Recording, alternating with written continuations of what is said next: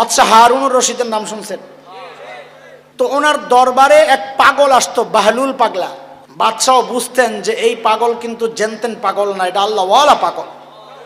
বাদশাহ হারুনুর রশিদ বলে রাখছেন, বাহলুল পাগলার জন্য আমার দরবারের গেট অল টাইম ওপেন, তাকে আটকানো যাবে না, যখন আসতে চায় তাকে আসতে দিবা। একদিন বাহলুল আসছে, বাদশাহ একটা ছড়ি ছিল, ছোট্ট লাঠি, আগেকার রাজা বাদশাদের হাতে ছোট্ট লাঠি থাকতো, এই ছোট্ট লাঠিটারে বাদশাহ এরকম ঘুরাইতেছে, এর মধ্যে বাহলুল ঢুকছে। তো বাদশাহ বাহলুলরে দেখে জিজ্ঞেস করছে, কি অবস্থা? জি আলহামদুলিল্লাহ ভালো। তো লাঠিটা দিছে বাহলুলের হাতে, কয় নেন নেন। কয় কি করুন? কয় আপনার চেয়ে বোকা কাউরে পাইলে ওরে দিয়ে দিয়েন। দেখছেন নাকি খুসাটা মারছে? তার মানে বাদশাহ বুঝাইলো আপনার চেয়ে বোকাও দুনিয়ায় কেউ নাই, দেওয়াও লাগবে না, এটা আপনি রাইখা দিয়েন। আপনি রাইখা দিয়েন এটা ডাইরেক্ট না বইলা কি বলে, আপনার চেয়ে বোকা যে তারে দিয়ে দিয়েন। বাহলুল সরল সোজা মানুষ, বেচারা যায় খালি খোঁজে, আমার চেয়ে বেকল কে আছে, দেখ কাউরে পায় না। 2-3 বছর খালি খুঁজছে, কাউরে পায় না, লাঠিও দিতারে না, নিজের কাছেই রাখে। বাদশা তো চাইছি এটা যে বাহলুল পাগলার কাছেই থাক লাঠিটা। 2-2.5 বছর পর হঠাৎ খবর আসছে হারুনুর রশিদ মৃত্যু সজ্জায়, জীবন সায়ান্নে উপনীত, জীবনের শেষ দিনগুলো কাটাচ্ছে। বাহলুল চিন্তা করছে, আরে বাদশা আমারে কত মায়া করছে, একটু দেখে আসি। রুগীকে দেখতে যাওয়া এটা অনেক সওয়াবের কাজ, এটা সুন্নাহ। বাহলুল রওনা দিছে হারুনুর রশিদের দরবারে। দরবারে যখন যায় ঢুকছে, বাদশাহ হারুনুর রশিদকে সালাম কালাম করছে, কেমন আছেন?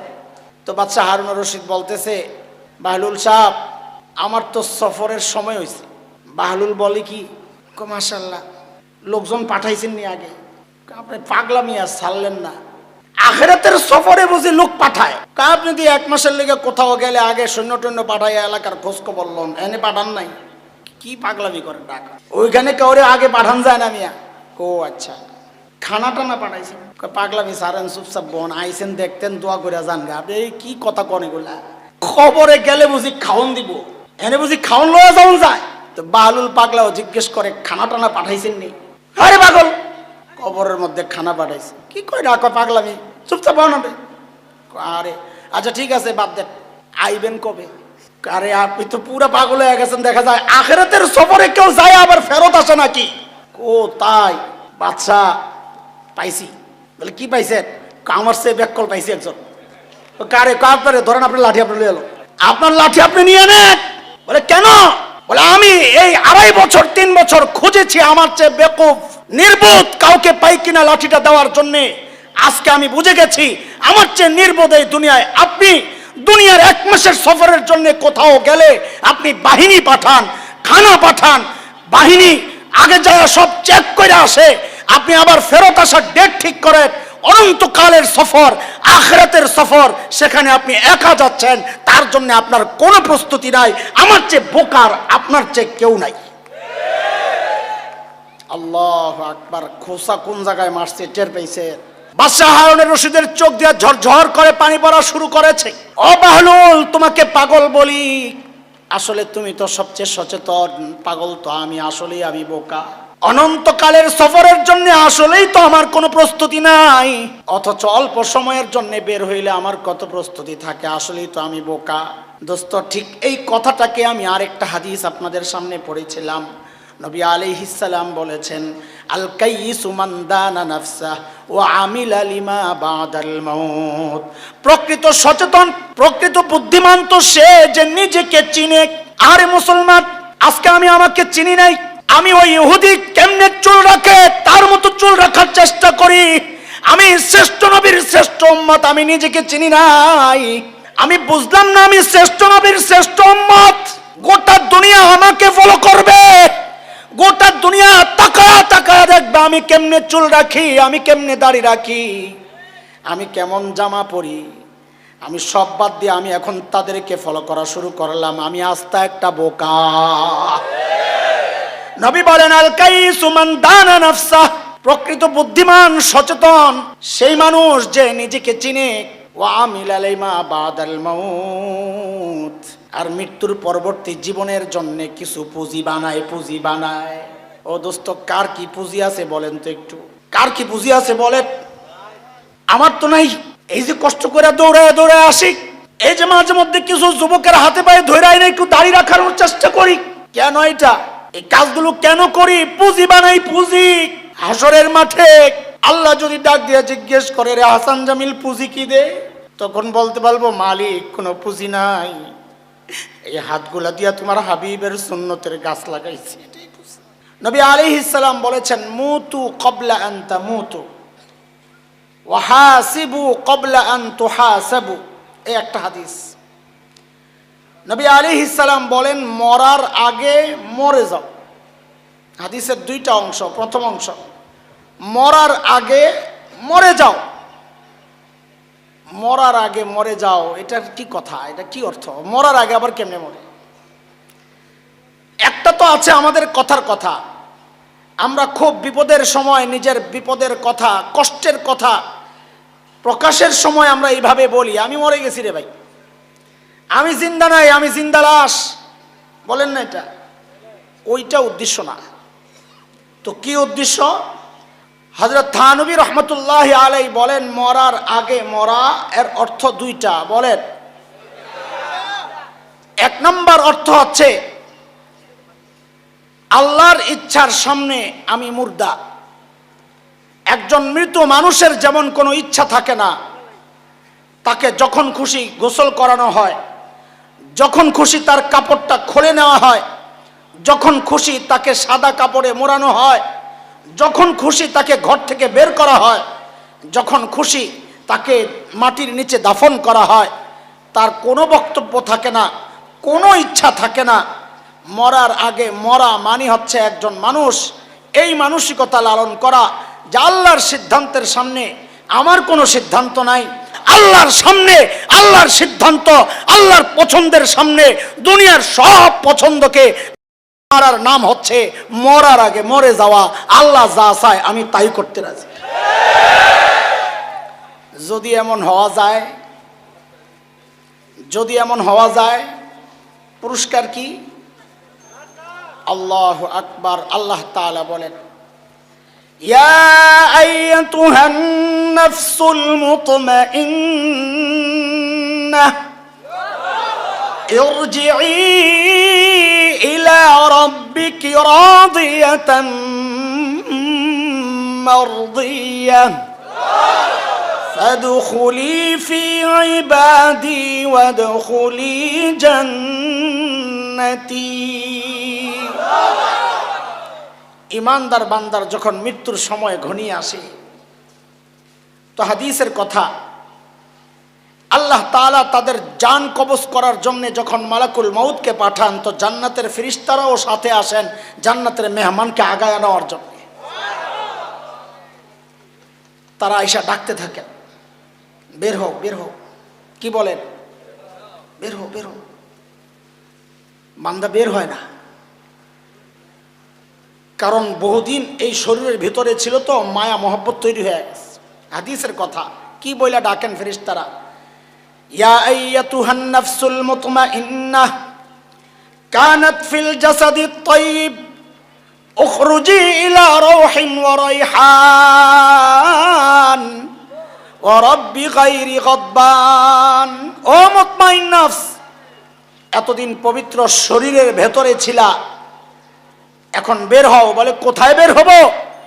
তো বলে বাগবাগিচা জান্নাতের দিকে, আর ওই রবের কাছে যে রব আজকের পর আর কোনোদিন অসন্তুষ্ট হবেন না। বের হও। বান্দা বের হয় না, বের হয় না। ফেরেশতারা আল্লাহকে জানাবেন, আল্লাহ আপনার বান্দা তো বের হয় না। তো আল্লাহ তো জানেন কেন বের হয় না। ডাক দিছস কি দিয়া? বের হও। বের হও মানে কি? কেউ নিজের ঘরে আছে তাকে বের হতে বলা হচ্ছে, ওই জন্যই তো বের হয় না। আল্লাহ এখন কি করব? আমার বান্দারে তার জান্নাতের ঠিকানাটা একটু দেখায়া দে, জান্নাতের বাড়িটা দেখায়া দে। যেই না ইমানদার বান্দার সামনে মৃত্যুর আগে জান্নাতের বাড়িটা প্রকাশ পাবে, অমনি সে পাগল হয়ে যাবে যাওয়ার জন্য। ঠিক ওই মুহূর্তে আল্লাহ ডাক দিবেন, ইয়া আইয়াতুহান নাফসুল মুতমাইন্নাহ ইরজিই ইলা রাব্বিকি রাদিয়াতাম মারদিয়াহ। ও মুতমাইন নফস, মুতমাইন নফস মানে ওইটাই বুঝাচ্ছি, ওই মরার আগে যে মরে গেছে যে আল্লাহর সিদ্ধান্তের সামনে নিজের কোনো সিদ্ধান্ত প্রকাশ করে নাই, আল্লাহর চাওয়াকে নিজের চাওয়া বানাইছে, আল্লাহর পছন্দকে নিজের পছন্দ বানাইছে, আল্লাহর ইচ্ছাকে নিজের ইচ্ছা বানাইছে, সব কিছু আল্লাহর সামনে সঁপে দিছে, তাকে আল্লাহ মৃত্যুর সময় ডাক দিয়া বলবেন, দুনিয়ায় তুই আমার সিদ্ধান্তে রাজি ছিলি না, আজকে সুসংবাদ শোন, আমি আল্লাহ তোর উপর রাজি। আল্লাহ তো পুরস্কার দেন, বলে দেন, বলে যা আমার স্পেশাল বান্দাদের দলভুক্ত হইয়া ওদের সাথে একসাথে জান্নাতে চলে যা। আল্লাহু আকবার। হাকিমুল উম্মাত হযরত থানবী রাহমাতুল্লাহ আলাইহি বলেন, মৃত্যুর আগে মরা এই হচ্ছে এক অর্থ। বুঝে আসছেনি আপনাদের? এ পর্যন্ত বুঝছেন? চলেন 2 নাম্বার অর্থ হাকিমুল উম্মাত হযরত থানবী রাহমাতুল্লাহ আলাইহি করেছেন। কিসের অর্থ? মরার আগে মরে যাওয়ার অর্থ, হাদিসের যে শব্দ। আল্লাহু আকবার, আল্লাহু আকবার। হাকিমুল উম্মত বলেন, মরার আগে মরা মানে হচ্ছে প্রতি মুহূর্ত প্রতিনিয়ত মৃত্যুর জন্য প্রস্তুত থাকা। দেখেন কুরআন আল কারীমের মধ্যে আল্লাহ মৃত্যুকে ইয়াকিন বলেছেন, ওয়া'বুদ রাব্বাকা হাত্তা ইয়াতিয়াকাল ইয়াকিন। ইয়াকিন আসার আগ পর্যন্ত আল্লাহর ইবাদত করতে থাকো। এখানে ইয়াকিন মানে মৃত্যু, মানে মৃত্যুটা নিশ্চিত। ওই আমাদের কিছু ভণ্ড আছে, ভণ্ড, মাঝখানে একটা কথা কইয়ালে, আমাদের কিছু ভণ্ড আছে, এরা নামাজ রোজা করে না। জটলা বাবা, খাজা বাবা আছে না, ডেক বাবা, সিন্নি বাবা, ওই সমস্ত বাবাদের ইবাদত লাগে না। কি বলে তারা? বলে আল্লাহই কইছে, ওয়া'বুদ রাব্বাকা, তুমি তোমার রবের ইবাদত করো, হাত্তা ইয়াতিয়াকাল ইয়াকিন, তোমার ইয়াকিন আসার আগ পর্যন্ত। আমার ইয়াকিন হয়ে গেছে, আল্লাহরে আমি চিনা লাইছি, মারিফত হয়ে গেছে, এখন আর ইবাদত লাগে না। এটা আর শয়তান দুইটা এক। আমি বলছি, আপনিও আবেগের লগে ঠিক বলে লাইলেন, দলিল শুনেন মিয়া। যেটা বলবে আমার ইবাদত লাগে না, ও আর শয়তানের মধ্যে কোনো পার্থক্য নাই। কেন? মাঝখান দিয়ে জিনিসটা শুনালো কেন? যার ইবাদত লাগে না তার মধ্যে আর শয়তানের মধ্যে কোনো পার্থক্য নাই। কেন? আপনারা জানেন, সৃষ্টির একমাত্র ব্যক্তি যে নিজেকে নবীর চেয়ে উত্তম মনে করেছে, আল্লাহ তাআলা হযরত আদম আলাইহিস সালামকে সৃষ্টি করে যখন ফেরেশতাদেরকে হুকুম করেছিলেন সিজদা করো, সবাই করেছে, একজন করে নাই। কে? ইবলিস। না করার ক্ষেত্রে সে দলিল বানাইছে কি? আনা খায়রুম মিনহু, আমি উত্তম আদম থেকে। কেন? খালাকতানি মিন নার ওয়া খালাকতাহু মিন তিন, আপনি আমাকে বানাইছেন আগুন দিয়া, আদমকে বানাইছেন মাটি দিয়া। আগুন মাটির চেয়ে উত্তম, কাজে সেজদা আমি কেন করব, আমারে না করবে? এখানেও একটা জিনিস বুঝেন, শয়তানের এই দলিল, এই যে নাস্তিকরা মাঝে মধ্যে ইসলামের বিরুদ্ধে দলিল দেয়, প্রমাণ দেয়, যুক্তি দেয়, যুক্তি, আমরা অনেকে হতভম্ব হয়ে যাই, আরে এত কঠিন কথা, এটার কি জবাব হইব? এটা মনে রাখেন, ইসলামের কোনো বিধান অযৌক্তিক না। যুক্তি আমার বুঝে আসে না, সেটা ভিন্ন জিনিস, কিন্তু এর বিরুদ্ধে যারা যুক্তি দেয়, একটাও যুক্তি না, সবগুলা কুযুক্তি। এটা সিস্টেম শুরু হয়েছে শয়তান থেকে। শয়তান যে যুক্তি দিয়েছে, আমি উত্তম কারণ আমি আগুন, আদম মাটি, আদম অনুত্তম, শয়তানের এই যুক্তি যুক্তি না, এটা কুযুক্তি। কেন? কারণ প্রথম কথা, আপনারা অন্যগুলো অনেক শুনছেন যে আল্লাহর হুকুমের সামনে কোনো যুক্তি চলে না। আমি ওইটা বলবো না, আমি বলবো আরেকটা, সেটা হচ্ছে আল্লাহ শয়তানকে বানাইছে, ইবলিসকে বানাইছে শুধুমাত্র আগুন দিয়া। কি দিয়া? আর মানুষ যখন আল্লাহ বানাইছেন, মানুষের শুধু মাটি দিয়া বানান নাই। মাটি হচ্ছে মূল উপাদান। মানুষের সৃষ্টির মধ্যে আগুনের অস্তিত্ব আছে। আপনার শরীর গরম হয় না? মানুষের শরীরের মধ্যে পানির অস্তিত্ব আছে, ঘাম বের হচ্ছে না? মানুষের শরীরের মধ্যে বাতাসের অস্তিত্ব আছে। মৌলিক যে 4টা পদার্থ, আরবিতে আমরা বলি আনাসেরে আরবাআ, এই চারটা পদার্থ প্রত্যেকটা মানুষের মধ্যে আছে, যার মধ্যে চারটা আছে সে উত্তম, না যার মধ্যে আগুন খালি একটা আছে সে উত্তম? দলিল বুঝছেন আপনারা? শয়তানের দলিলই তো ঠিক নাই। মাসআলা পড়ে, যা আল্লাহর হুকুমের সামনে দলিল চলে না, ওই মাসআলা পড়ে দলিলটাই তো হয় নাই। কারণ আদমের মধ্যে কয় জিনিসের অস্তিত্ব আছে? শয়তানের মধ্যে কয় জিনিসের? একটা শ্রেষ্ঠ না চারটা শ্রেষ্ঠ? হিসাব তো সোজা। শয়তান বলেছে আমি উত্তম। সাইয়েদনা আদম একজন নবী ছিলেন, আল্লাহ নবুয়ত দিয়েছেন হযরত আদমকে। নবী থেকে যে নিজেকে উত্তম দাবি করে, এটা রাস্তা দেখাইছে শয়তানকে। সে নিজেকে নবী থেকে উত্তম মনে করেছে। কিয়ামত পর্যন্ত যারাই নিজেকে নবী থেকে উত্তম মনে করবে, আপনি চোখ বন্ধ করে সিদ্ধান্ত নিয়ে নেবেন এইটাও একটা আস্থা শয়তান। এটা কি? শয়তানের জটলা নাই, এটার জটলা আছে, পার্থক্য এতটুকুই। শয়তানের লাল কাপড় নাই, এটার লাল কাপড় আছে। শয়তানেরটা দেখা যায় না, এটারটা দেখা যায়। এই সমস্ত ভণ্ডরা নিজেদেরকে নবীর চেয়ে উত্তম কেমনে মনে করে, এটা বুঝার জিনিস। বুঝেন বুঝেন বুঝেন। আল্লাহর নবী হযরতে ঈসা আলাইহিস সালাম, তিনি নিজের পরিচয় দিচ্ছেন। আল্লাহ সূরা মারিয়ামের মধ্যে আমাদেরকে জানায়া দিবেন। হযরতে ঈসা নিজের পরিচয় দিচ্ছেন কি? ক্বালা ইন্নী আবদুল্লাহ আতানিয়াল কিতাব ওয়া জাআলানি নাবিয়্যা ওয়া জাআলানি মুবারাকান আইনামা কুনতু ওয়া আওসানি বিস-সালাতি ওয়াজ-যাকাতি মা দুমতু হাইয়্যা। হযরত ঈসা বলেন আমি আল্লাহর বান্দা, ইন্নী আব্দুল্লাহ, আমি আল্লাহর বান্দা। আতানিয়াল কিতাব, আল্লাহ আমাকে কিতাব দিয়েছেন। আল্লাহ আমাকে কিতাব দিয়েছেন। ওয়া জাআলানি নাবিয়্যা, আল্লাহ আমাকে নবী বানিয়েছেন, নবুয়ত দিয়েছেন।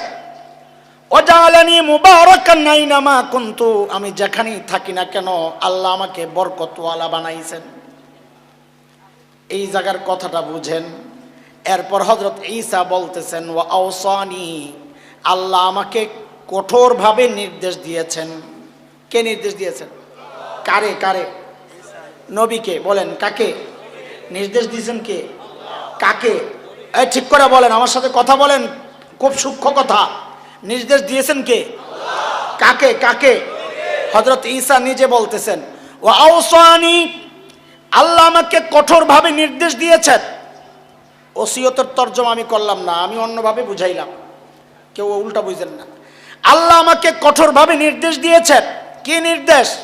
বিস-সালাতি ওয়াজ-যাকাতি, আমি যেন নামাজ পড়ি, আমি যেন যাকাত দেই।